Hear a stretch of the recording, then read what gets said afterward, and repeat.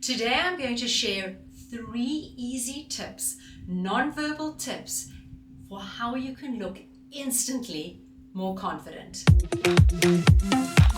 All eyes on me. Hello, I'm Jane. In the field of speaking, public speaking, communications, we focus largely on all the verbal skills, as one would do.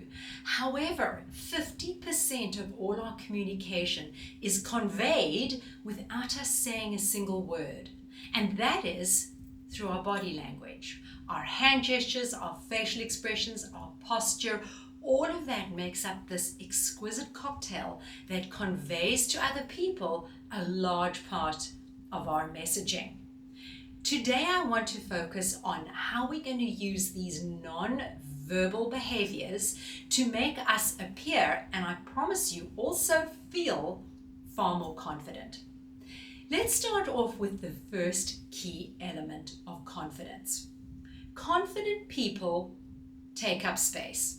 I guarantee that is the cornerstone of all confident behavior. Confident people take up space.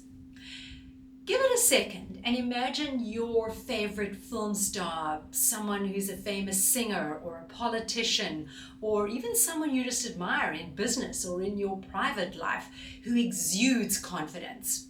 Take a second and think about how they stand, how they sit, how they present themselves to the world. I guarantee they are probably standing tall, shoulders back, chin up, smile on their face, and moving through the world with this utter self-assurance, right? You think about someone being shouted at, admonished, told off. What are they doing? They're hunching their shoulders, they're trying to make themselves look smaller, they maybe tuck their chin in, they pull their eye contact away, and they want to almost disappear. We've seen this. We particularly see this displayed in children. So now we have this dichotomy. People who are confident take up space and proceed through life with assurance, and those that feel less confident or completely lacking in self-assurance try to shrink away. Well, where do we want to be? Obviously on the confident side.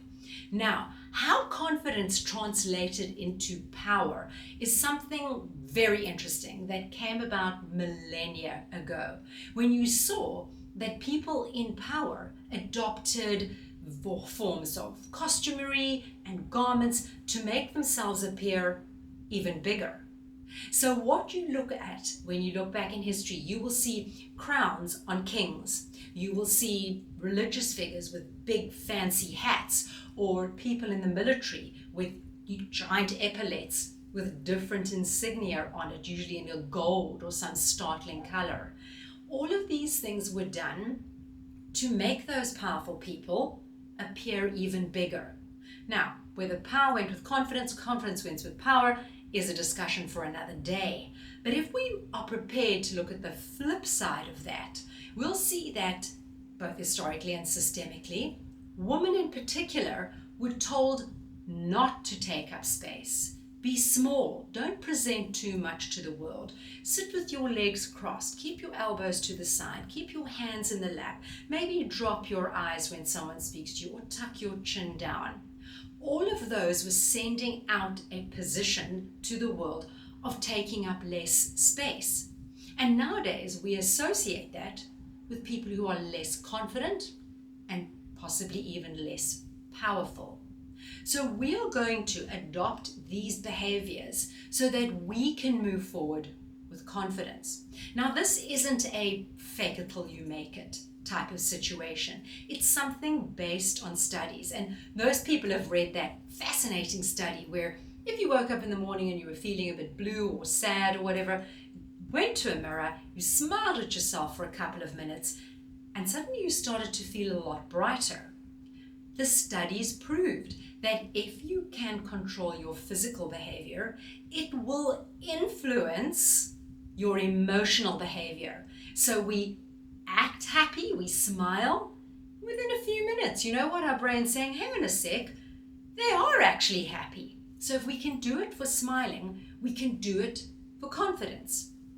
The first tip the one that will really get you out the gate is what I really already alluded to, and that is take up space. So in any situation where you go in and you're feeling a little unsure, you're not completely in your state of confidence where you would like to be, where in your head you feel you are, make sure you take up space. And the most important is posture, standing tall. So imagine that string above your head and you're going to stand. It's pulling you up and you're standing as tall as possible. Don't slouch, don't slump, don't crumple down. Stand and sit as tall as you can. Keep your shoulders down. Remember, people who are stressed or anxious pull their shoulders up. So drop your shoulders and get them back, squared up. You're taking up more space, right? Presenting a bigger front. Then your chin. Keep your chin parallel to the ground, to the floor. Don't tuck it away or look down, because if you do that, then you're going to be looking up at people like this, and that doesn't convey confidence or power. So keep your chin level. All of these things together will convey confidence. If you find yourself crossing your legs or pulling your arms in, make an intentional decision to sit. Have one arm out. Put both feet flat on the floor and start to take up more space. Most men will sit not only with their feet flat on the floor, but with their feet even slightly apart. This is taking up space. You're grounding yourself. So sit, feet flat on the floor, and take up a bit of space. Put your arms out a little bit. Put your hands on the table if you want to. If you're in a meeting, present yourself as taking up more space. That's point number one. Point number two is eye contact. This is critical. People who are unable to hold a nice, natural, gentle eye contact for a period of time are judged as untrustworthy. They're judged in lacking in knowledge. All these negative things that we know we aren't. We know we aren't those things. So we learn to hold gentle eye contact, as I call it, for about 70% of the time. Do not stare unblinkingly at someone else. That's just odd. But go for a 70-30 split, where you're looking at them for 70% of the time while you're speaking, and about 30% of the time, yes, you will look away. I do it right here on video.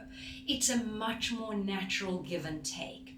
Eye contact is critical. If you're in a group, look around. Make sure you're doing a gentle sweep to everybody in the group, right? Don't focus on the one person. The last thing is smiling.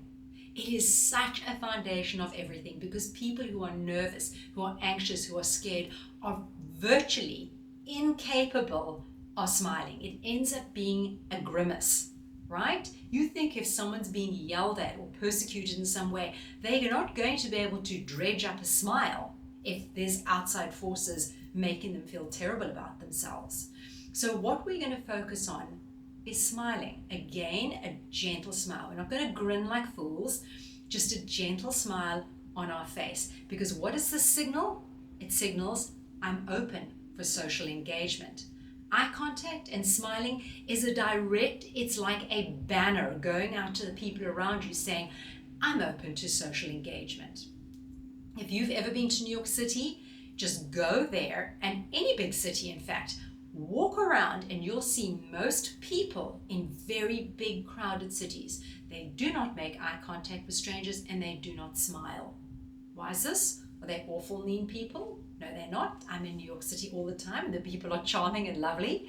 But they're sending out body language saying, I'm not open for business. I'm just trying to get from A to B. Right? So that signal of eye contact and smiling is you saying, hey, I'm ready for social engagement. And who is ready for social engagement? Confident people are open for social engagement. So these are the three key elements you're going to practice. Now, homework for the week. You need to start putting these in place, as I always say, in a low stress situation. Don't try to go and launch yourself off into the next big board meeting or some important meeting at a club you belong to or a big family gathering. Focus on being in a smaller setting with people you trust and feel comfortable with. Trusted colleague, spouse, partner, friend, whatever it is. Start with it. You can even get them involved and say, this is something I'd like to work on, so just to give you a heads up, this is what I'm going to be doing. So start in a low stress situation. Pick the posture first of all, get that right, be cognizant, be intentional every single time.